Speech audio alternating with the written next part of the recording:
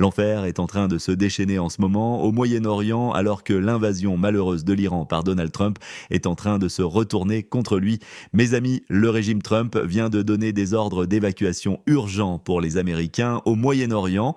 Plutôt que d'expliquer comment le régime Trump prévoit d'aider les Américains ou comment il va organiser des évacuations d'urgence, le département d'État a publié ce message: départ immédiat par moyens commerciaux en raison de risques graves pour la sécurité. Ensuite, il liste tous les pays du Moyen-Orient, sortés immédiatement par des moyens commerciaux.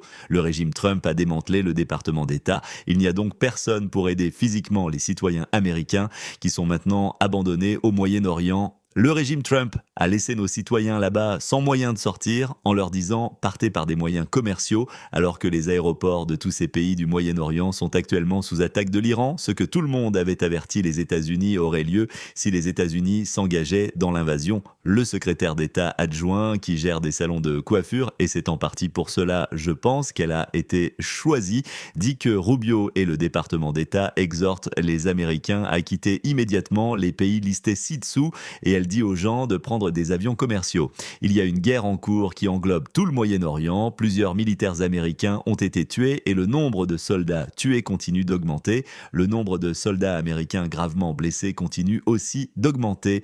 Il y a des sirènes aériennes qui retentissent dans tous ces pays en ce moment et l'Iran cible les aéroports, les centres commerciaux et partout où il y a des intérêts américains. Et puis pendant que j'enregistre cela, des alertes ont retenti à Dubaï il y a quelques instants alors que l'Iran lance des attaques massives de missiles balistiques sur Israël ainsi que Bahreïn, le Koweït, le Qatar, l'Arabie Saoudite et les Émirats Arabes Unis. En outre, des sources ont informé Reuters et nous pouvons maintenant confirmer cela également qu'il y a eu plusieurs explosions entendues dans le quartier diplomatique de Riyad ces dernières minutes après une attaque de drones iraniens contre l'ambassade des États-Unis. En effet, il y a eu des explosions là-bas et l'ambassade des États-Unis à Riyad en Arabie Saoudite a été frappée. Heureusement, il n'y avait personne à l'intérieur et nous ne croyons pas qu'il y ait de victimes pour le moment. Mais mes amis, quel désastre complet et total!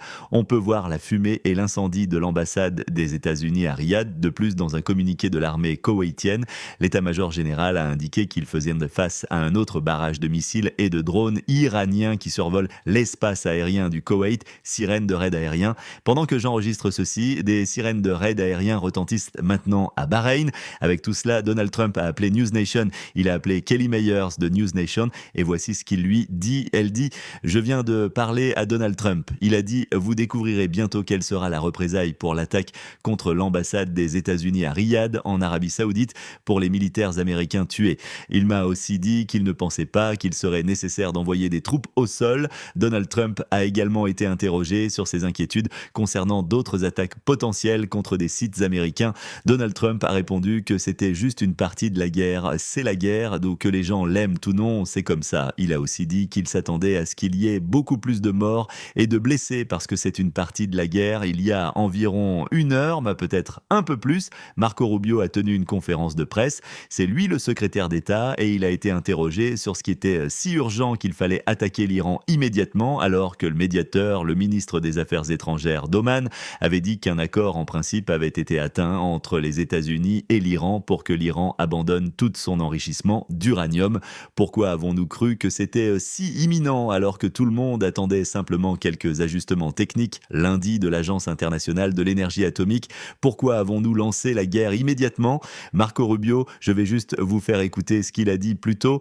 Il a dit que c'était imminent parce que Israël nous a dit, Netanyahou nous a dit qu'ils allaient frapper l'Iran. Donc si Israël frappait l'Iran, alors nous croyons que l'Iran allait nous frapper. Par conséquent, nous devions frapper l'Iran. C'est au-delà de l'entendement, mais c'est la réalité. Vous réalisez ce que vous dites, Marco Rubio? Donc, ce n'était pas vous qui avez pris l'initiative parce que vous pensiez que si l'Iran devait se défendre contre une invasion d'Israël ou une attaque d'Israël, alors ils allaient frapper les États-Unis. Vous réalisez ce que vous dites, Rubio? C'est ce que vous dites à haute voix aussi. Écoutez-le vous-même. Tout le monde, écoutez ce clip. Alors voilà, ce sont les points de vue des démons de Trump et je cherche le bon mot pour les qualifier, ces démons. MAGA Mike Johnson, le président républicain de la Chambre déclare Nous avons dû le faire, c'est du bon sens. Israël allait attaquer en premier, puis ils allaient nous attaquer, donc nous devions attaquer en premier avec Israël. Quoi? Voici le clip. Ils ont dû évaluer les menaces envers les États-Unis, nos troupes, nos installations, nos actifs dans la région et au-delà, et ils ont déterminé qu'en raison de l'excellente intelligence que nous avions, si Israël attaquait l'Iran et prenait des mesures contre l'Iran pour éliminer les missiles, alors l'Iran riposterait immédiatement contre le personnel et les actifs américains. Nous avons des troupes en danger et nous avons de nombreux Américains dans la région et cela comptait beaucoup.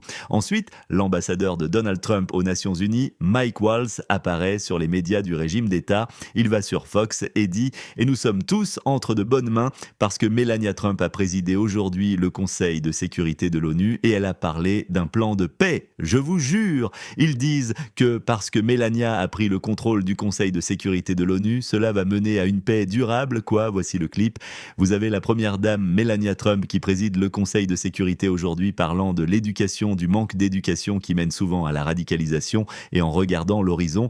Alors qu'il y a de l'agitation au Moyen-Orient, voici ce que Donald Trump vient de publier sur les réseaux sociaux. C'est un vrai message. L'association des correspondants de la Maison-Blanche m'a demandé très gentiment d'être l'hôte du dîner de cette année. Une longue tradition depuis qu'elle a commencé pour célébrer le 250e anniversaire de notre nation et le fait que ses correspondants admettent maintenant que je suis véritablement l'un des plus grands présidents de l'histoire de notre pays.